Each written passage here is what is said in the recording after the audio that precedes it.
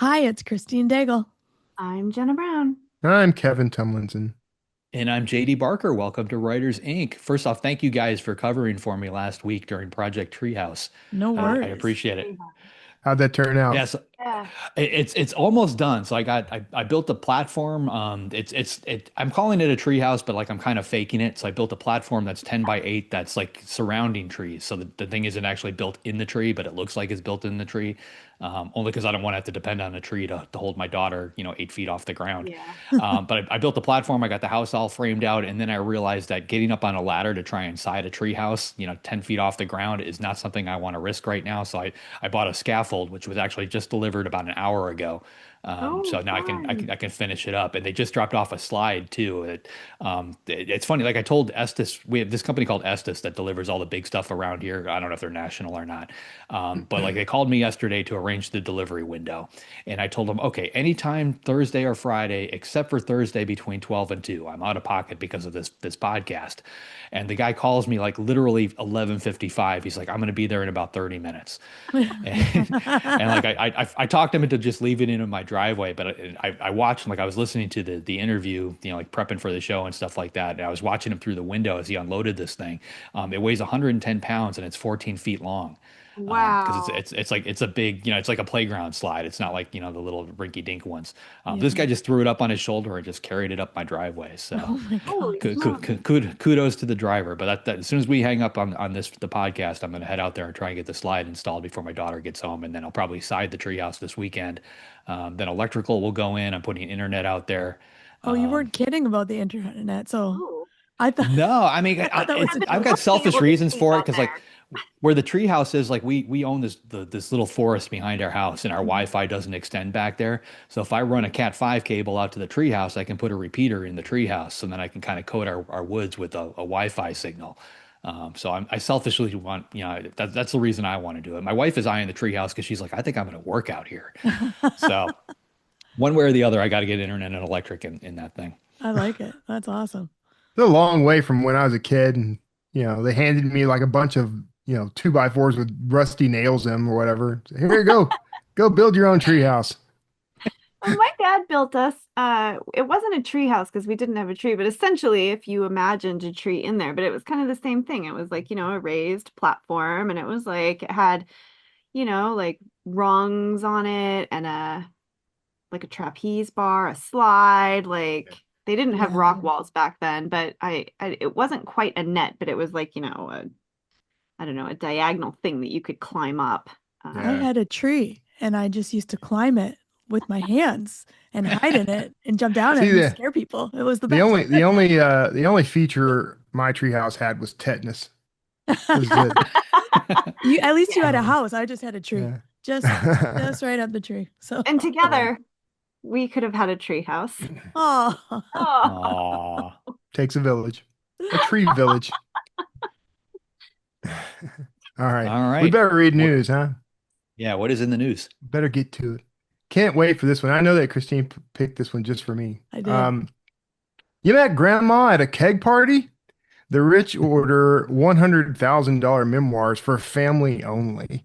Wealthy retirees are commissioning private family only memoirs supporting a boutique ghostwriting industry. Most books spotlight humble beginnings and hard work, skimming past divorces or addiction, but some get candid about jail time and drug use, aiming to tell heirs, quote, how we really lived. Banks are in on it. Keycore offers 30 to 40 page ghostwritten memoirs to clients with $10 million plus portfolios. Top ghostwriters charge up to $100,000 building page turners from hours of interviews and careful edits. The question is, do families read them? To boost engagement, some opt for 40 to $70,000 video documentaries. One even shared via a QR code on a tombstone. Uh, you, you'll have to excuse me. I'm off to go post some ads for a service I'm about to offer. wow. I mean, this is honestly like I made a lot of money writing memoirs for people, and like it's not difficult to do because you sit down, you interview them, you transcribe the interviews, and then you turn it into a book. And it taught Yeah. me how to write characters because when Yeah. you have to write stuff, first person from somebody else's point of view, that teaches you how to write fiction, as well. So like it's a good training ground and it's decent money for people that are trying to break into the industry. So I say go for it. Yeah. I've never considered a private version of this, but I did this kind of thing in one form or another. I've done this sort of thing throughout my career, especially early on. And you're right; these are easy, especially now. Now it'd be incredibly easy with AI to do, transcription, Have costing you me seen? practically nothing. They have. I've seen this a couple times, not the boutique memoir with the $70,000 documentary, but they have like where you can like voice record interviews with your family members, and it's an app, and it will turn it like you can upload photos and stuff, and then it will turn it into basically like a book, that features their stories, and it'll integrate the pictures. I think Yeah. that's actually kind of a cool thing. An heirloom of sorts. I think it's interesting. Yeah, especially if you've had a colorful life. And yeah, I get the desire to pass on your knowledge or your end of life legacy or what have you. So yeah, it's not bad. I don't know that 100 grand would be Yeah, I don't know if an I love app my sounds family much better. $100,000 worth. Yeah, But Yeah, but like, these, a $300 app, maybe. maybe. I mean, but yeah, they're saying this is people who have $10 million Yeah. Yeah, portfolios. So, 100 grand is, whatever. Oh, I've yeah, got that in my pocket right now. yeah. I'm So trying to figure out how they do that too, because I used to work in banking and like we weren't allowed to give clients anything, without the regulators jumping down our throats. I'm trying to figure out how they're paying for this and getting away with it, unless it's something specific to banks other than brokerage firms and investment banks. But that's I interesting. don't know. I feel like I need to make some It phone might calls. be part of some sort of estate oriented thing. Like, they Like help with part of a estate trust. planning and wills and things like that. So it might fall into Yeah, I some mean, loophole. if I were going to try to break into this, like that's probably the route I would go. I would probably try to pair up with somebody who does that kind of thing for a living and let them know, hey, I can do this for you, because Yeah. they've got these people walking through their door on a daily basis, and they can get you in front of the right. Because how else do you market it? Like how do you Yeah. pair up with somebody that wants this on a Yeah. consistent basis? Yeah. Yeah. Well, Interesting. I'll let you know once I figure out how to do this. Uh, Next up, Focus Friend by Hank Green. Hank Green, in partnership with Honey Bee Games, launched Focus Friend, an ADHD-friendly gamified focus timer for staying off your phone while you write. Set 5 to 120 minutes, and a cozy little bean knits while you work. Pick up your phone and you interrupt the knitting. The gentle guilt intended to nudge you back to the page. Each session completes knitting projects that decorate the bean's room. With a pro tier that unlocks fancier projects, the bean stays encouraging even when you slip. Okay, I Wow. love this idea. First, it doesn't just stop the knitting, then the stitches slip. So it's far more upsetting. And then you can sell the knitted projects to buy the furniture. But what I really like about this is that it's free. So it doesn't have any, it's free. Which a Yeah, lot of the focus apps out there, you have to pay for in some yeah. way to actually get the benefits. Do people really need this though to sit their butt Yes. I down was in a chair wondering. and work? Like, Yes. is Yes. it has it come to this? Yes. You know, See, for I people have who a have hot focus take. issues, like a lot of them do what's called body doubling. So they'll find an accountability buddy to write Yeah. with. Um, so I think it's kind of the same thing. Some people really do need that I think for push to kids, sit it's down. becoming more and more Yeah. and more of a problem. And like, there's a lot of studies that are starting to come out that kids are really struggling who have always lived in this digital era, basically Uh-huh. from the time they can basically sit up, they're put in front of an iPad of some Yeah. sort. And divorcing yourself from that, I think it's hard for us older folk to imagine because, if we were bored on a summer afternoon, we had to go kick rocks until we imagined something to do. We had to entertain ourselves. And now you don't have to do that. And I think it's a big problem. So I actually like that this is very kid friendly, but it's also adult friendly and it's free. So Well, kids love knitting. It's adorable. No, but the it's a bean cute is little adorable. bean Like and the you can little name room is it. It's like adorable. a yeah, it's I What do don't they even call know what that? cartoon style it is, but it's like it's a Like a cartoon. So it's very digipet kind of thing. Yeah, it's yeah. like in the cozy style, like Animal Crossing type things. I have a controversial hot take that's going to get us email. Oh You ready? God. No, I Alex, get ready to cut. Okay, go ahead, Kevin. I don't believe in the existence of ADHD. I think it's Yeah, we're I gonna don't think cut it's that. real. No, we cannot cut that. I think it is a discipline thing, and I think you're right. You know, we've got people who grew up in an era of on demand everything all the time, and that's contributed to it. I don't think it's worthy of being called some sort of disorder, but uh, I do think it's a problem. Does that Well, can you solve things? I No. can you disagree guys 1,000% from my professional opinion, so we'll keep that in there too. do you guys ever leave the house without your phone? No, No. No. Oh, no. where is your phone right now? Is it within arm's reach? Yep. It's Yeah. currently the camera that I'm staring into. But Yeah. I wish JP was here because I just want to plug him. He runs a Twitch stream for co-working. So Yeah. Yeah. he just has a camera on while he's working and does like Pomodoros and 45 minutes and then chats for 5 minutes. And Yeah. those streams are full of I, like people let who me be just need clear. someone to work with, I you know? get that there is a challenge to sitting down and doing, intensive work, deep work for long stretches of time, and that, little tools like this can be handy, I guess. I'm not disparaging the effort to solve this. I just don't think it's a disorder, but As that's someone also with ADHD, we will chat after about the yeah. struggles I have had But I with it. also think So that ADHD aside, we do live in a digital age. yeah. And, a lot of people will watch TV in the evenings and they're scrolling their phone. That's And, me. Yeah. couples will sit next to each other in the living room, not talking, sending each other reels and memes and videos. And so I think, sort of what this app is trying to do is because it's not necessary, you don't have to use this app for work. So you don't have to use it like a Pomodoro where you're trying to get focused work done. It's literally just to stop picking up your phone and looking at it 10 million times a day. It's Yeah. just, can Yeah. you go 30 minutes without looking at your phone and let your little bean knit a scarf? And that's kind of what it's trying to do is disrupt, Well, what do you do? that What do you urge. do with your phone when you're writing? Like I just flip mine over on my I desk. flip Like I mine don't Oh, over I I don't as have look I at well. it. hide it I from flip it myself. over. Mine is Yeah. sitting on a little display directly in front of me to the right of my keyboard. Oh, I hide mine. I do I think have to hide it. technology exacerbates attention problems. I do. Here's Yeah. my thing though, and call me sort of, I don't know, maybe I'm something of a sadist. I don't know, but I refuse to let the technology rule me.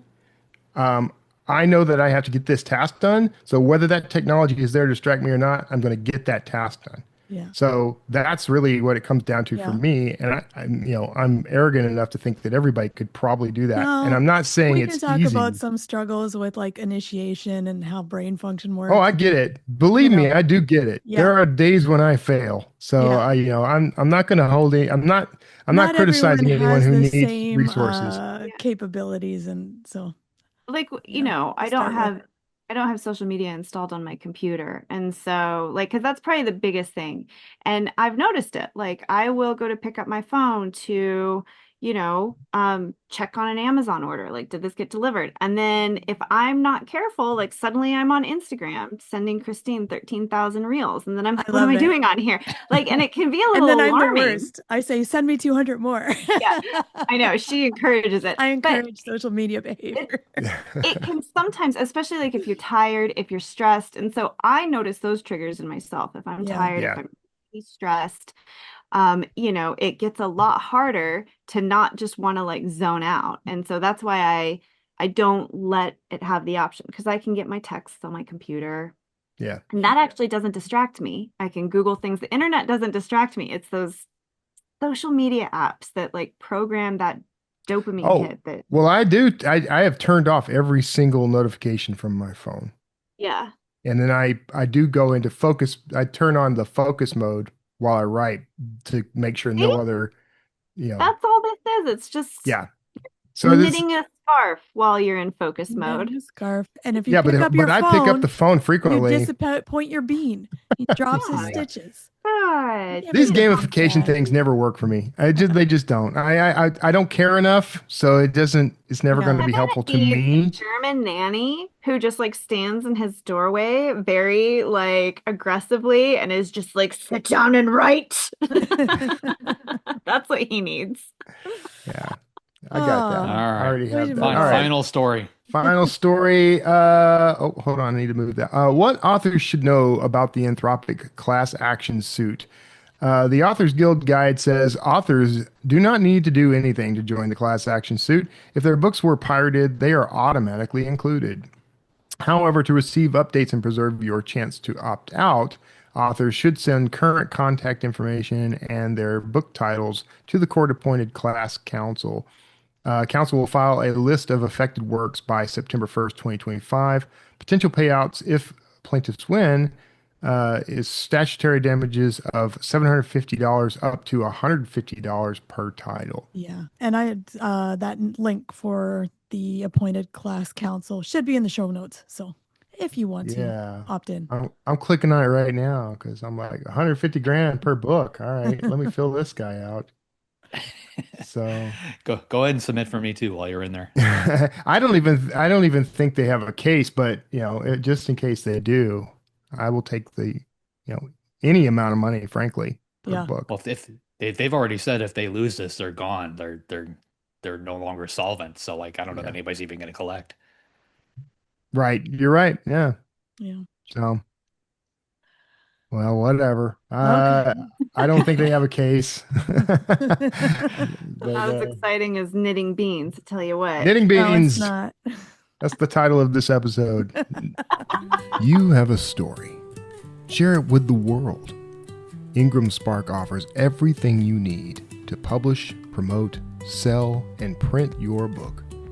Reach millions of readers worldwide with powerful tools created for independent authors. Get started for free at ingramspark.com/learn more.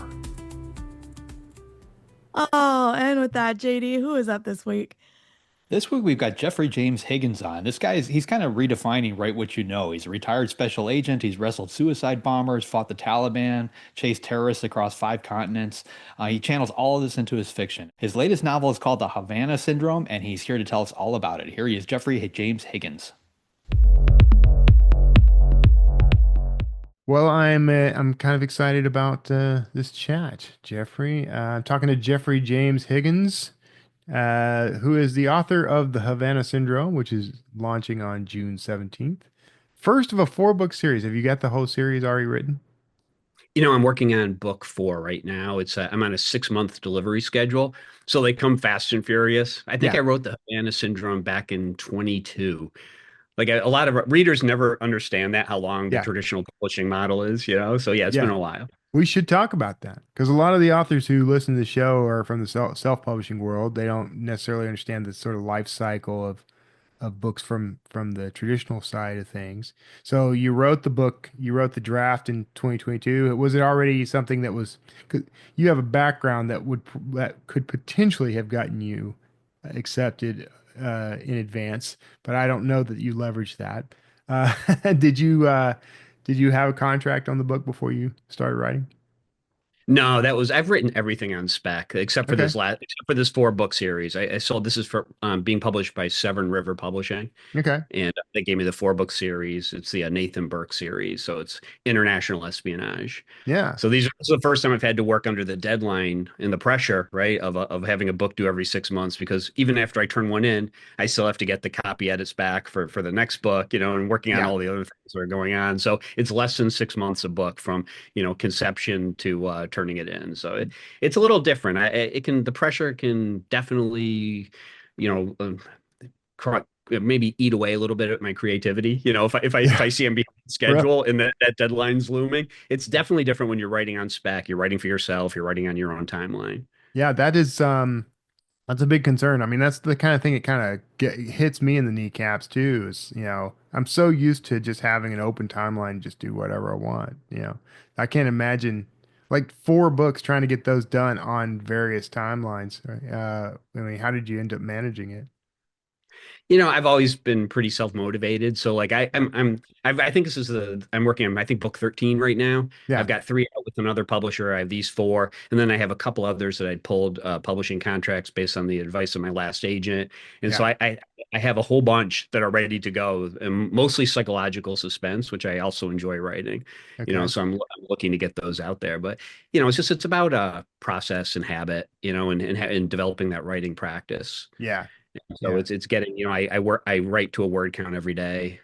I Okay. aim for a word count every day. Let me say that. It's definitely don't hit it. What's your word count? What are you aiming for?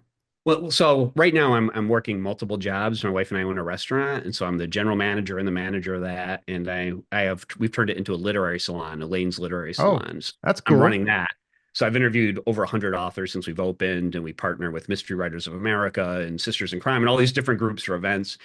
So that takes a tremendous amount of time. So really, my writing gets done very early in the morning. So it used to be 2,000 words a day. With all the other responsibilities I have, I shoot for 1,000. Yeah. I've been gaming different processes to try to. I'm always, life changes, right? So Yeah. I'm always trying to find new like hacks Okay, to well, let's talk about get more those then. productive. I got to know about the hacks. What kind of Yeah. hacks are we talking about? See, you're exactly like me. Like I'm the same way. I talk to authors all the time, because we have every given night we have authors in our literary salon, and we have Yeah. people here, and I'm always asking the same things, like what's working for you, you know? Yeah, exactly. So one of the ones that I'm working on now is I'm writing this book. It's a thriller. I'm shooting for 90,000 words roughly, and so I've decided to dictate the entire book. Oh, And I've used dictation in the past, as like an add-on, and when I'm walking back and forth to work, and when I'm in the car, that kind of thing. But I said, you know what? I seem to write so many more words. Like I could sit there for an hour and maybe write 600 or 700 words in yeah. front of the computer, but I can dictate that in like 15 minutes, because Yeah. it's just faster. Yeah. Maybe that has more to do with my poor typing skills, than anything else. So I'm as an experiment, I'm trying this. So I've tried all kinds of different like dictation software. I started with Dragon. I tried dictating directly into Scrivener, which is the word processing that I use. Yeah. I dictated directly into Word at my computer. I've tried all these different things, notes on my iPhone, and what I found works best is the Word app on my phone, on my iPhone, Yeah. and being in motion because you get like that 10-point IQ bump, right, when you're Hmm. walking around. So I'll sit at my computer and I'll struggle and I'll sweat and I'll suffer trying to get the words on the page. Then I'll get up and I'll walk outside for like 15, 20 minutes and I'll hit my word count quickly. So Yeah. that actually worked really well for me. I really envy that as a process. I've tried, I think I'm the exact opposite of you, man. Because if I tried dictating something, I'd maybe get 600 words and possibly only for the week because I just can't seem to dictate. I don't, what's the secret? How do you, I don't know. It's just So too tough for me. I don't know why. So listen, everybody's different, right? I mean, Yeah. I have Yeah. friends who write with pen and paper, whatever works for you, however you can connect to the story. So I always tell people don't try to change, but try things, you never know. I can Yeah. say that dictation, what I found was I used to, when I was doing these 2,000 words a day, I'd sit at my computer and then I'd get up because you can only sit for so long and I'd go for a walk. And while I was walking, I'd have all these ideas and I'd let my mind wander. My subconscious would solve riddles, it would just work for me. So I'd leave myself voicemails and I'd try to take notes on my phone when I was walking. And I'm like, Yeah. why am I doing this? I should just write what I'm thinking. And so that led to like gradually like building up this ability to dictate. And I started, and this is a good tip. The easiest way to do it is like have a scene in mind so you basically know what happens, Yeah. and then do mostly the dialogue, right? Because when you're saying the words out loud, it's actually better Yeah. dialogue. Yeah. I find myself falling into the voices of the characters, which get some strange looks from people walking by me, but I'm in the city, so they're probably used to that. Right. But I built up like that until I could finally start doing, the action and the description. And I'm at a point now where it's indistinguishable. So if I look at something I've written, I don't know whether I dictated it or wrote it at the computer. Is there a lot of editing involved when you dictate? It Ex- depends on the software you're using. If it's bad software, it's so frustrating. And Yeah. one of the things I found was if you're looking at it on the computer and seeing the dictation, if you're seeing the errors, it's so hard to not fix them, right? Right. So And the beauty of dictating is you can just like I wouldn't recommend walking into the street, but finding like a park, or I'll walk back in front of our restaurant, Yeah. so like I don't really have to worry about bumping into people. I'm just sort of walking in a straight line, and I let my mind wander. I let it go, and I just say the words as they come out. And Yeah. reminds me when I was a kid, I used to like hide under the covers with the light and scribble away way past my bedtime writing stories. And Yeah. I'd write so fast that I get blisters from the pencil on my finger. And Mm. I know a lot of writers who feel that like you're channeling story, Yeah. right? Yeah. And so it's the same thing, only it's much easier when you're dictating. So, it's worth the effort to just see if you can do it. But I would say it probably took me 3 weeks before it actually started working properly. Oh, So don't okay. get too soon. Yeah, yeah, yeah. I think you've hit on something though. It sounds like you had like a warm up approach, you know, doing it, you're just dictating the notes. Maybe that's what I'm doing wrong. I need to try just, dictating some notes or something first, not just a full Yeah, story. yeah. Do a scene and just do like Yeah. between two characters and do the dialogue. It'll come out natural. And actually, the dialogue's a lot better when it's spoken. Yeah, yeah. So what other tips and tricks? Let's dive in. You said you try stuff all the time. Yeah, I've tried a host of different like word processing programs and Yeah, different working on iPads and laptops and desktops, and I found being in motion certainly helps. Scrivener is wonderful, and I yeah, actually I teach people how to use Scrivener all the time. It's yeah, it's basically it's Word on steroids. I think something like 80 or 90% of writers use it right now, yeah, and it's listen, whatever works for you. If but I don't know how anyone writes a book in like Word, because it's yeah. just so hard to Same. find things. It's so Right. inefficient. Yeah, And on Scrivener, it's like Word on steroids. And yeah, so it operates just like Word, except you have all these bells and whistles, and you have all the. And for me, the big thing is the format, like the structural advantage of it. You get a mhm, binder on the left when you're looking at your screen, and I break all my stories into 4 acts. yeah, Act one, Act 2A, 2B, Act three, and so I have like the scenes and folders, and it's just like little Word documents. So yeah, they're right there. So I can look at the outline, I can move stuff around. I've got character sketches and setting sketches. And so it's all in one place. So I'm yeah. not like hunting in, for little post-it pads, or I'm not digging through documents figuring out Right, where I put something. So right. it's really about efficiency. The more time I can spend like writing the words, getting them actually on the page, is that's efficient. Yeah. Anything else is kind of a waste of time for me. Are you a plotter or are you a pantser? I'm a huge plotter, right? So Okay. I've always outlined, but what I found is so it's kind of a false dichotomy, right? Like I go to these Yeah. conferences, I'm sure you do, and everyone's like, "Are you a plotter or pantser?" But almost everybody is somewhere in between. So I've talked to people who are like, "Oh, I could never outline," because they hear that word outline, and it Right, just right. it's like toxin. But they know how their story ends, or they know Yeah. where they're going with it, and that's sort of an So outline. You know you what I did mean? an outline, you just outlined only one part. Yeah, no, exactly, exactly. And what I found is the more I write, and like I said, I think I'm on book 13 right now. The more I write, the more I realize I've internalized a lot of structure and things. So I outline less than I used to, but Yeah. I definitely do like the big like 10 or 15 beats in a story, and I have it broken into acts, and I know the turning point, the midpoint and the darkest night, and like these kind of key scenes.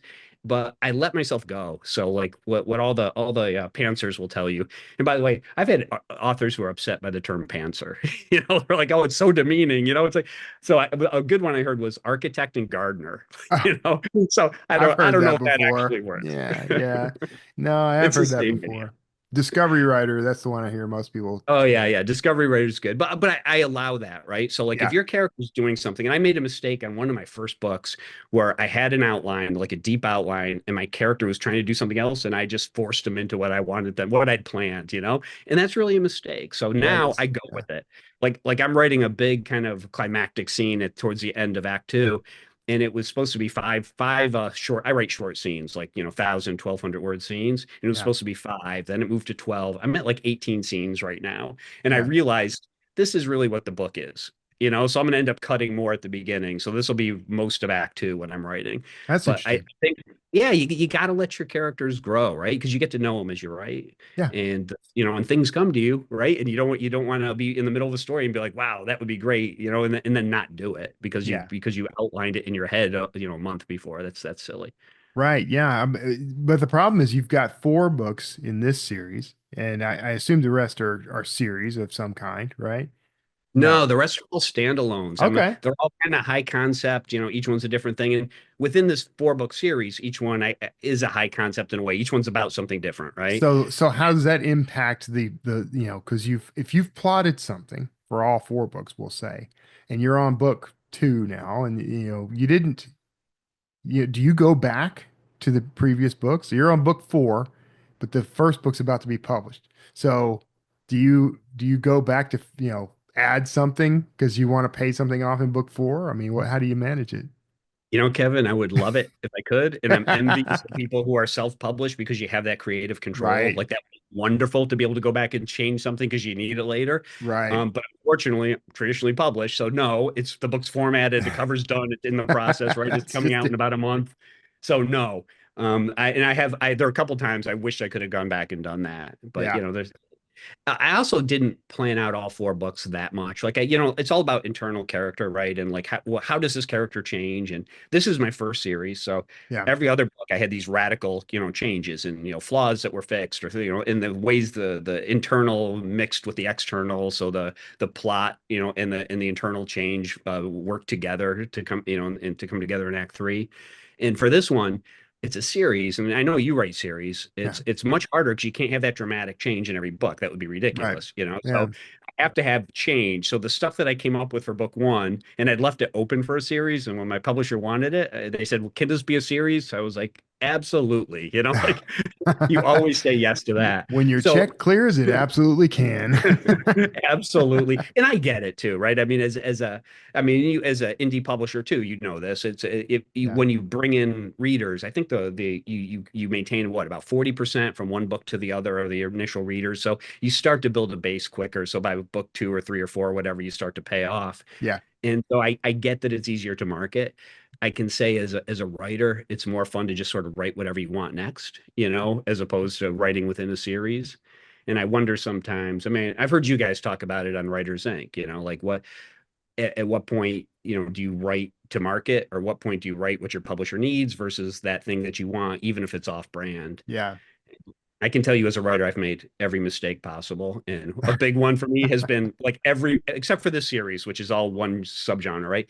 They're all thrillers, suspense, thriller, mystery, but they're all different subgenres. Yeah. So like from my first book did pretty well. I think it's still the bestseller for Black Rose Writing. That was the first publisher that I had. I think it's still their best-selling thriller.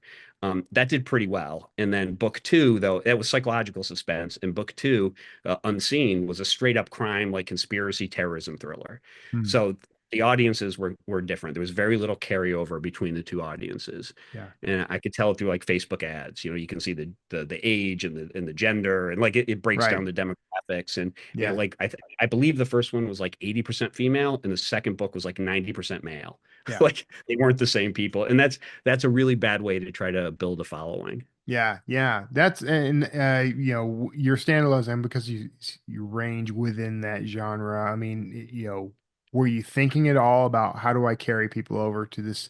Because it's a big leap for them to go from like I trust him on these standalone books, but do I trust him enough to read 4 whole books with a unifying story? Is that going to be a leap I'm willing to take? What did you put some thought into that ahead of time?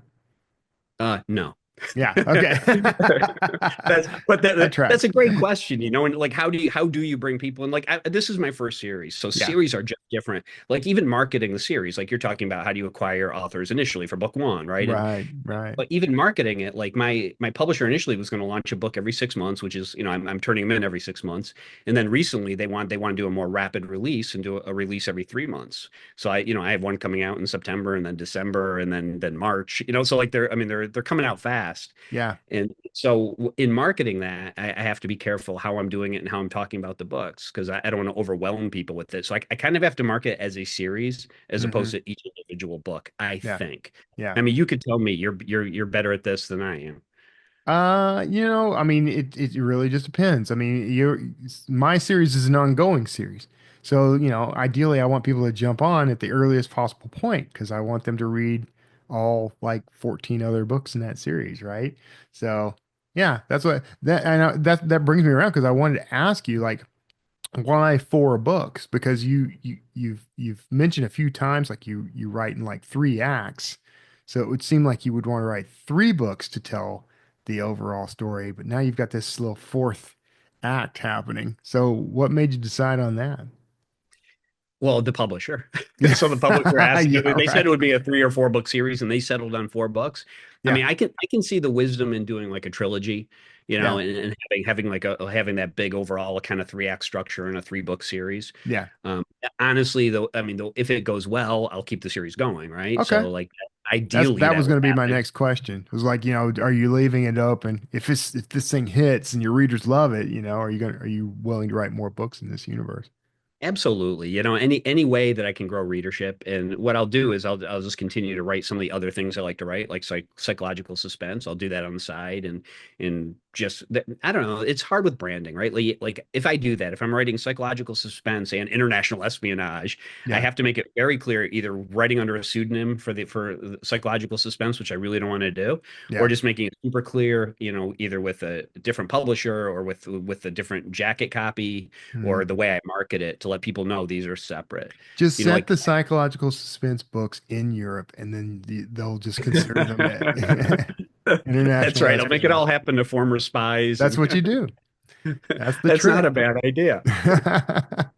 So, you mentioned your salon earlier, and I saw a little bit about it. I wanted to talk about that because clearly it puts you talking to authors. So, talk to me a little bit about what the salon is, and you're using salon in the sort of traditional sense, like a group of peers meeting to discuss topics, right? That's not Yes, people doing I'm each not other's doing hair. anybody's hair. And as a Yeah. bald guy, you probably wouldn't want me doing your hair either. I wouldn't know how to do my own anymore. Yeah, so it's the restaurant's my wife's thing, and she's a foodie. I mean, she's been a fellow at think tanks. She's a brilliant. She's an author herself. She writes nonfiction. She's one of the world's leading experts on the Muslim Brotherhood. So she does a lot of counterterrorism work. Wow. But this is Wow. her baby. And when I saw the space, I mean, I really didn't want to be I kind of got, because it's our family thing. That's how I came into it. But Yeah. I saw the space, and I'm like, well, why don't we just give authors a place for free where they can celebrate their work? Yeah. Because I mean, we know what it's like. You can go to a bookstore and 3 people can show up for a signing, but when we have this gore, it's really elegant. We have books, and we have, I've had, 60, 70 people here for book signings, and, we partner with all these different writing groups, and we have book Yeah. clubs that come.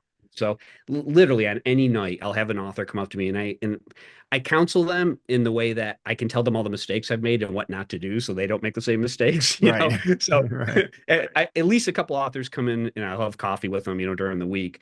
But what we do is we offer this free space for authors, and we say, I usually do a 45-minute one-on-one interview like this, right? Yeah. This is fun. Yeah. Yeah. And we talk about whatever. I don't, Yeah. script. I don't plan the questions. We talk about business. We talk about craft. We talk about process, whatever.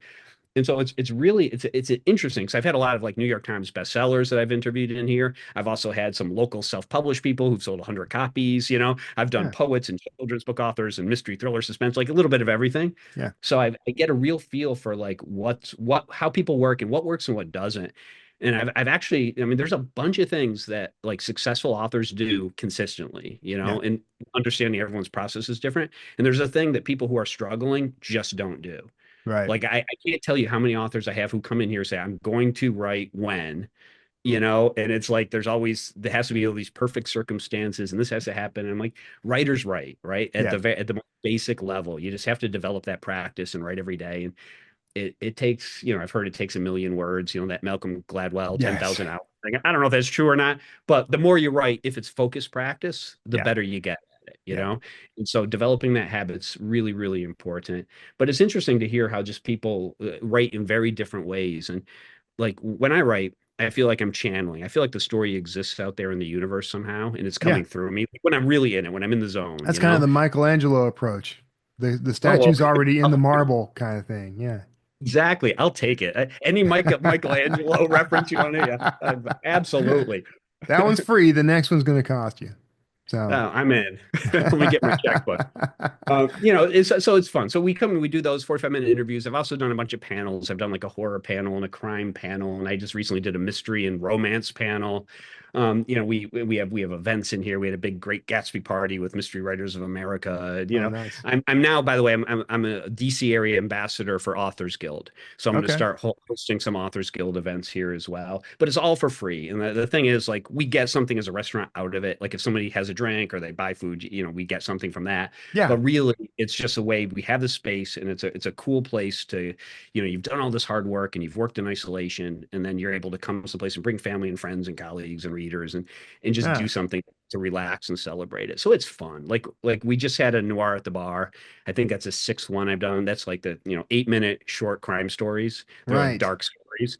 And we're hosting a short conference that's for short crime writers. We did it last year, was our inaugural we hosted, and this will be year 2. So like And we're gonna under do 5 foot. Yes, I'm yes, yeah. No, sorry. we put a bar at the front door, and if you can't get under it, it's like a limbo literary salon.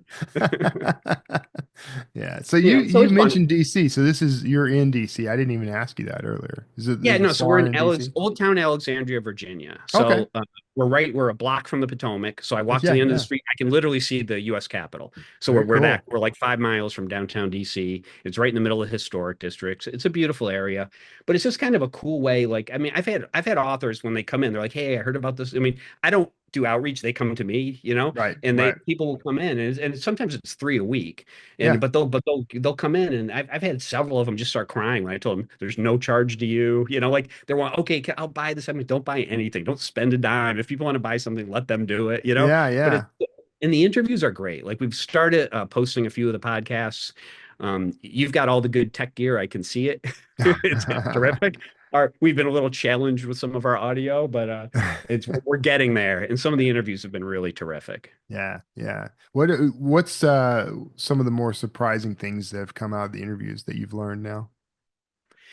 I think just generally like how different everybody is. People are just different. They write Yeah. at different times of day. They use different, devices to write. Story comes to them, and the people. Like for me, I have to like give myself a word count. I sit down. I need a concentrated time to like lose myself and really get into that world.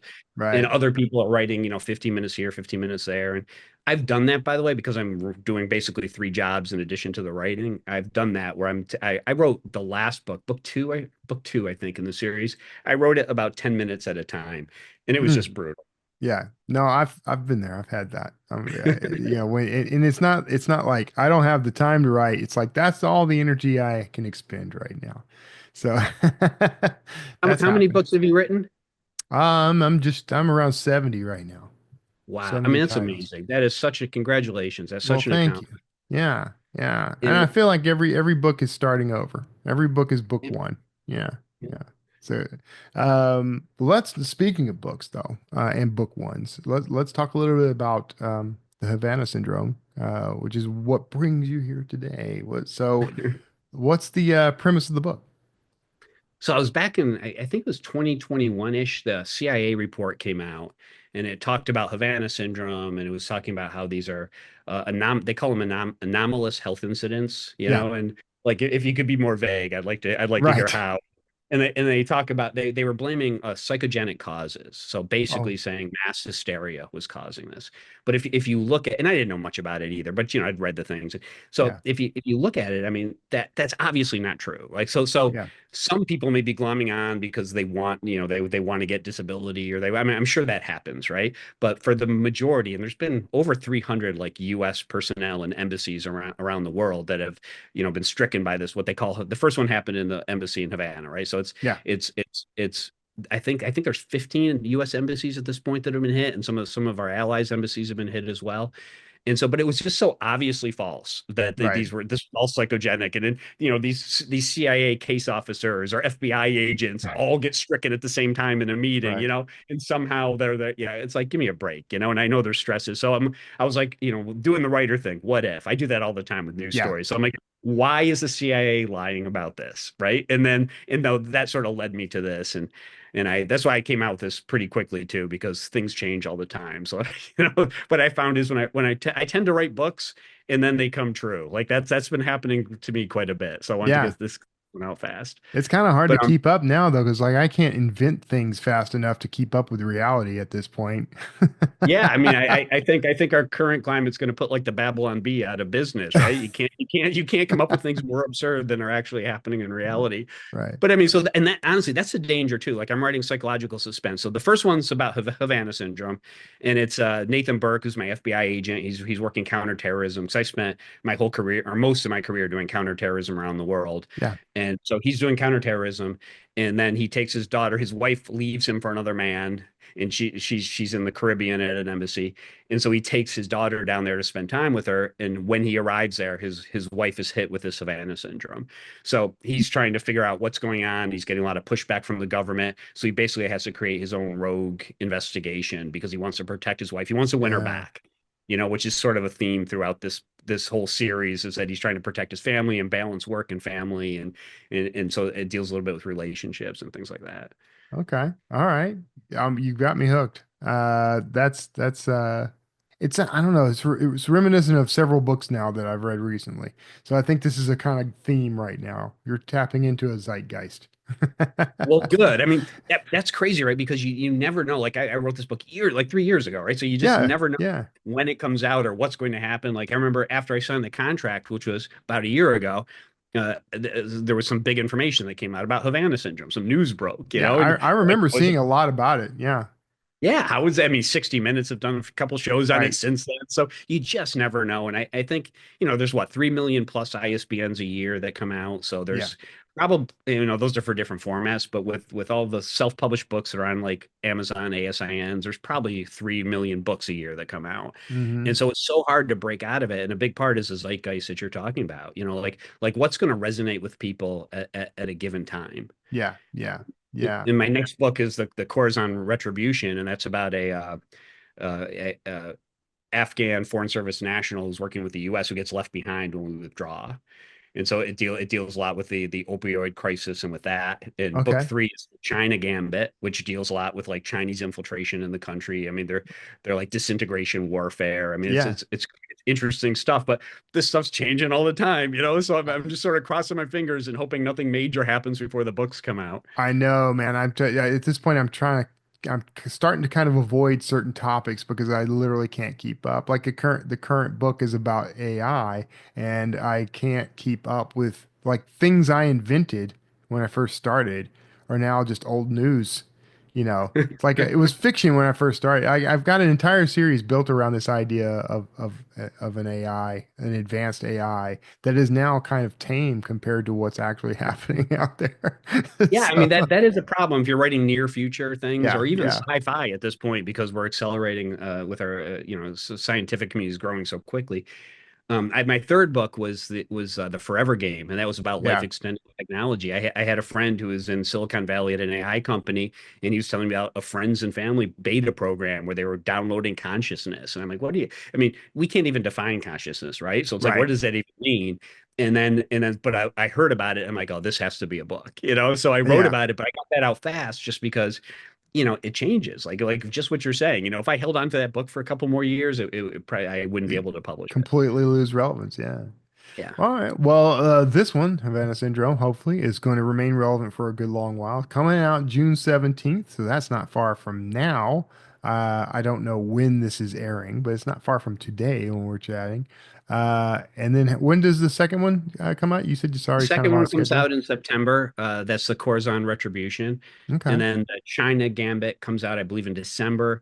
And then the one I'm working on now, it's the tentative title. I'm the only one who knows it, so let's see if the publisher likes it. But it's the Uganda Protocol, and that would come out in March of 2026. Okay. Yeah, it is rapid release. Yeah. It's a couple of Yeah, months yeah, they're between fast. books. Yeah. Good. Hopefully that works out for you. Cascades into sales for the other books. That's the way I look at all this now. It's like everything is meant to actually be marketing for the other books. I hope so. I mean, I think I really do think that's a valid strategy, though. Yeah. Like when I get emails from readers all the time, as I'm sure you do, and they're always asking me, what should I read next, or what Yeah. else? What do you What's the recommend? preferred reading order for these 5 series that you have? You're like start, but isn't it sort of like a double-edged sword? Because you, with every book, you become a better writer. Now you've wrote Yeah. 70 books, so but if you went back to the first five, right, Yeah. you're probably a much better writer at this point. So Yeah. like to direct people, like my first book is still my bestseller, which I don't know if that's a good sign or not, but it's still it's still the best-selling book. Yeah. But if Yeah. I direct people back, that I mean that I wrote that like 8 years ago, so Right. I'm a much better writer at this point. Here's what I think. I think that it's good if if your bestseller is your first book, I think that's good. It gets the attention that you want, and then it only gets better from there. So the readers who stick with you throughout get to see you grow as a writer, and they become lifelong fans. So You are so full of optimism. I absolutely love that because it's a brutal if I business. wasn't, I'd have to crawl under this desk and just cry throughout the whole evening. So, You know uh, what? Let me tell you this though. A couple years ago, I don't want to get dark with this, but my brother-in-law was supposed to be the manager of our restaurant, and he passed away unexpectedly. oh, So I had to step in, and my wife was devastated and her family. So I was working 18 hours a day at this restaurant, trying to get it up and open, right, get the doors open. And so for about 4-ish months, I didn't write a word, and that'd been, for years I've been writing every day, 2,000 words a day. So like it was all I could do to get this restaurant going. And I listened to Writers Inc. podcast every single oh, day because I hadn't listened to it before that. And yeah. so I went back to episode one. I'm one of these completionists, and I went back to episode one. And every day I'd walk in about 20 minutes to get in and I'd listen to it and I'd listen to it on the way home. And that was the only like connection to the literary world that I had for like 4 or 5 months. And honestly, it kept me sane. Like, I mean, you know how isolating writing is and you're in your own head and these stories and stuff, but being away from it and being forced to work like basically every waking moment doing something Right. else, it Right. just kept my head in it a little bit. And it was like that respite, that 20 minutes of walking back and forth to the restaurant really was like the one moment when I was relaxed and I felt like I was still connected to my writer's self. So I want to thank you guys for that. Like, I mean, Oh, it's a really big deal. You guys, you talk to writers, you don't see all the people that you're not directly talking to, right? That yeah. this show is going out to.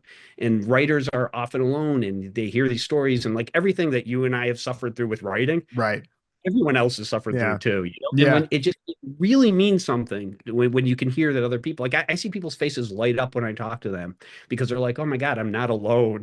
Like, yes, we've all done that. Here's how you stop it. You know what I mean? Yeah. That kind of thing. So thank you. I appreciate that. Oh This no. podcast is Well, I wonderful. appreciate that. And the whole team appreciates that, man. All of us work pretty hard on it. So thank you for noticing.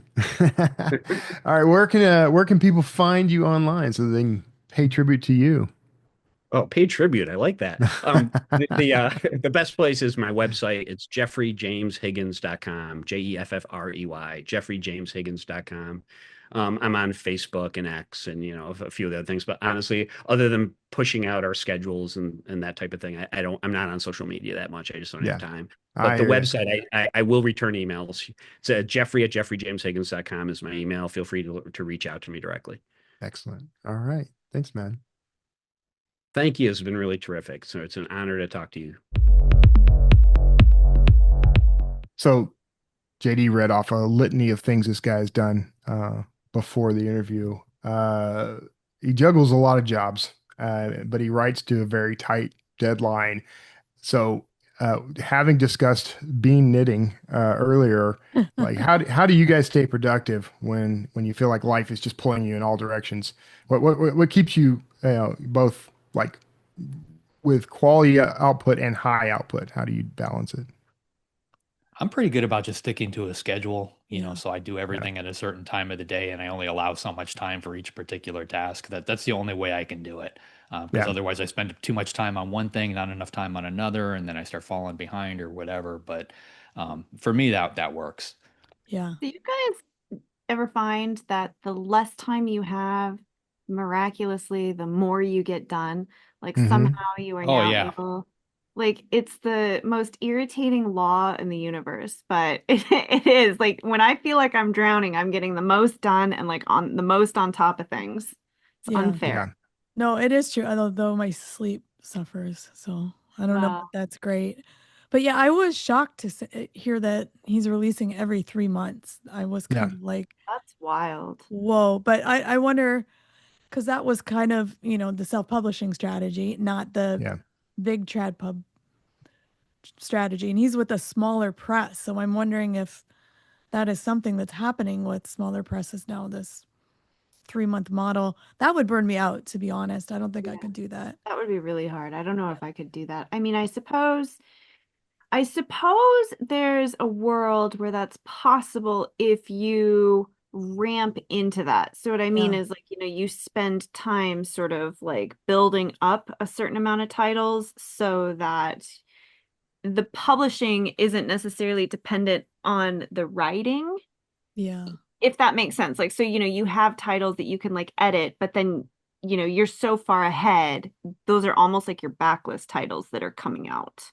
Right. So you've got like 20 novels in a shoebox. Yeah. Yeah, that like you're just waiting on edits for, and then it's like you go to that and do like an intense edit thing and then like continue drafting and so that you can kind of pace that out. So that's kind of the model I'm engaging with now, because I did for a while there I was putting out a book a month, steadily, and That's that insane. is that is entirely the self-publishing rapid release model, and that's how I got burnt out too, right? Yeah. So, Yeah. well, that and some other things, but now my output's a little stunted in comparison, but I've also got multiple projects going, and it just hasn't caught up yet to where, because there'll come a time where a book is coming out like every 3 months or something, but I'm spending like a year to 2 years ahead of time writing those books, and then they're going to be in various forms of production until release. So it's going to look like a whole bunch of stuff, like I'm just releasing a bunch of stuff all at once, but it's really just steady output over years. Yeah. Yeah. That Yeah, still I'm kind seems of doing the same thing because I've got the three prequels to 4MK that I've been sitting on for a while now, and like I'm probably going to release all three books on the same day. Like that's my general thinking. Wow, Um, really? yeah, because That's nobody's done it before, so Yeah. I yeah, figured I'm always trying yeah. to look for something weird, but like those books are done, so it's not like I'm writing three books in a day or whatever, that they're done and they're sitting Yeah. there. I mean, because it takes me about 3 to 4 months or so to write a book, but I'm putting one out about every 6 months. So once he's, and I've been at this for 10 and a half, almost 11 years now. So when you start doing the math, you end up with a backlog of books. It sounds Yeah. like this guy's just writing fast enough though to put it out. yeah, Which is cool too. I mean, like you mentioned, you used to do it, Kevin. I know a couple of people that they kick out a book a month or a book every 2 months. yeah. It's all about the pacing. If you can keep up that pace, I but a actually lot think of I people could get think, back to that, but I'm ramping up slowly. Do you do it? yeah. Do Well, you the type them all, Kevin? Because I know he was saying he was dictating. Like, well, maybe that speeds you up. Do you type your books that you do out one a month, or Yeah, do you I just type everything. I've tried type? dictation, Yeah. and it just isn't for me. Oh yeah, you But said that in the interview. I was yeah, listening. yeah. I haven't been able to make it work for me either, but doesn't mean I wouldn't try it again, you know? I think Yeah, we all listen to Kevin J. Anderson at some point, and then we pick up our phone and try to dictate a book, and it only seems right, to work for Kevin J. Anderson. right, right. So he said that he's a big plotter, but his outlines have gotten less detailed as he's sort of That is internalizes the so interesting. structure. Yeah. So how do you balance between plotting and discovery writing in what you do in any of it?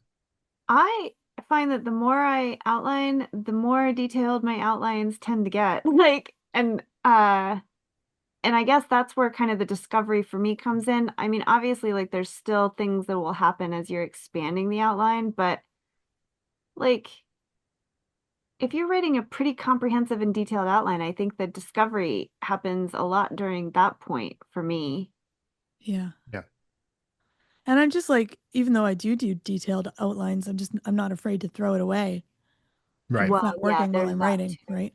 So, Yeah. Yeah, I yeah. mean, good. I mean, I used to be a pantser on everything, and then Patterson brought me around to the outlining camp, and now we're kind of doing something that falls in between for the latest book. And I think for me, I have to have an ending in my head when I write that first page, and I think it keeps my subconscious going in the right direction. Like I know where I'm heading, and it doesn't mean that ending is going to be the ending, but Yeah. it's a ending, So I've got an ending point for the book one way or the other, because if you don't have that, I think you end up meandering, you go off into the weeds, you end up with a lot of stuff that has to get cut later.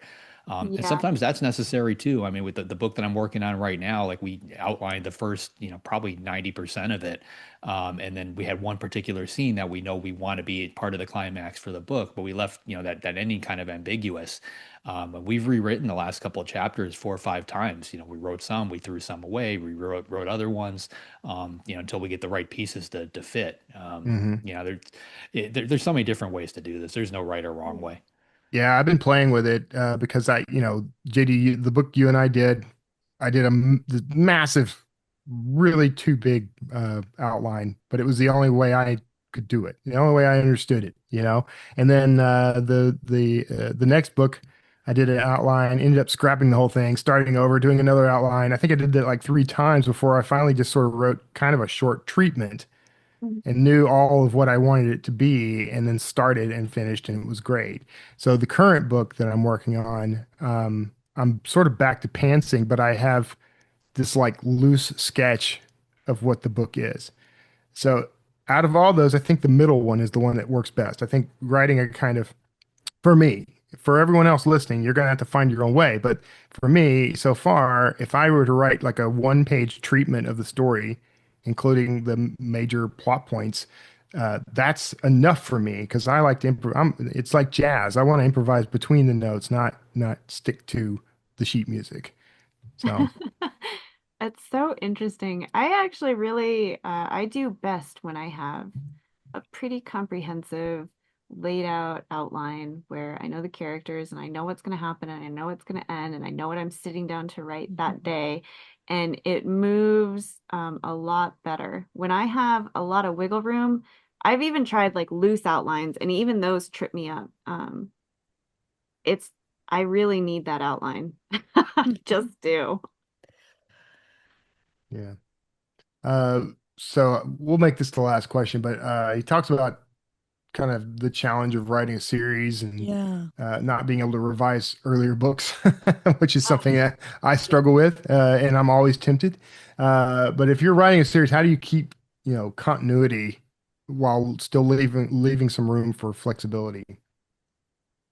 I've gotten to experience both of these. So when I wrote the 4MK trilogy, those books were coming out, through the publisher, one at a time. So I couldn't go back and change anything.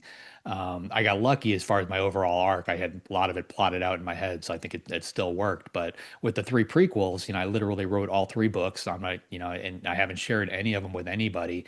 So as I was working on book 2, I was able to go back to book 1 and tweak some things and kind of make sure that they all gel really well together. And I really like the ability to do that. And if I write Yeah, another series, I'll probably do that again. I'll probably write the whole series before I publish the first book. yeah. Yeah. Yeah, I I think actually go ahead. Oh, I think I've heard authors talk about that before where, especially as a debut, you write the first novel, right? And it's Yeah. standalone with series potential. And then you get out there and now it's published and now it's successful. And now you're in Yeah, like book 3 and you're like, man, I really wish I had put X in book 1. yeah, Yeah. Yeah. yeah. It's And just that ship has constraints, sailed. right? At That's that why, point, it's just constraints. You're stuck where you're yeah. stuck and you can only go forward. And sometimes you have to Yeah. do some creative problem solving. You're like, man, I did this. So now I have to I do think this. I think we talked about this last episode, but like that's one of the problems I'm having now because I've got a long running series, and there were things I didn't do early on that I wish I'd done, but I'm Yeah. kind of at a point now where it's like because I'm sort of locked in, I can't really change Yeah. anything specifically in order to open up these new avenues that I might like to explore. So it would just be better for me to just start writing something entirely new Yeah. instead of trying to continue the series. I'll continue the series. I don't want people who read this to yell at me, but I'll continue writing the series. But I'm sort of it's going to start getting a little stale unless I can figure something out because, you know, I've got 13 or 14 other books of continuity to deal with. Or you Yeah. just do Oh, the TV trick. Now it's an alternate timeline where well, I Well, something was there you just different go. gonna happened. say Yeah. it used to drive me Retcon. crazy when I was a teenager that comic books would do that all the time, right? Yeah. Like now all of a sudden it's like a whole new, and you're like, wait, now and it's What? a new Yeah, yeah. series. It would be so annoying, and now I'm like, oh, That's why they did that. oh, I Yeah. get What do you mean Superman #1? I was on like 830. it. Yeah. Yeah. All Yeah. right. Cool. I guess with that, JD, who is up next week? Next week, we've got Brian McCauley coming on. Brian's a screenwriter turned author who's worked on everything from sitcoms to horror. His debut novel, Curse of the Reaper, was named one of the best horror novels of 2022 by Esquire magazine. His latest is called Breathe In, Bleed Out and releases September 2nd. Brian McCauley. Sounds great. If you'd like to be notified as soon as new episodes publish, make sure you go to writersincpodcast.com and sign up now. We'll see you next episode and have a great week of writing. Thanks for listening to this episode of Writers Inc. Access the show notes and leave a comment at writersincpodcast.com.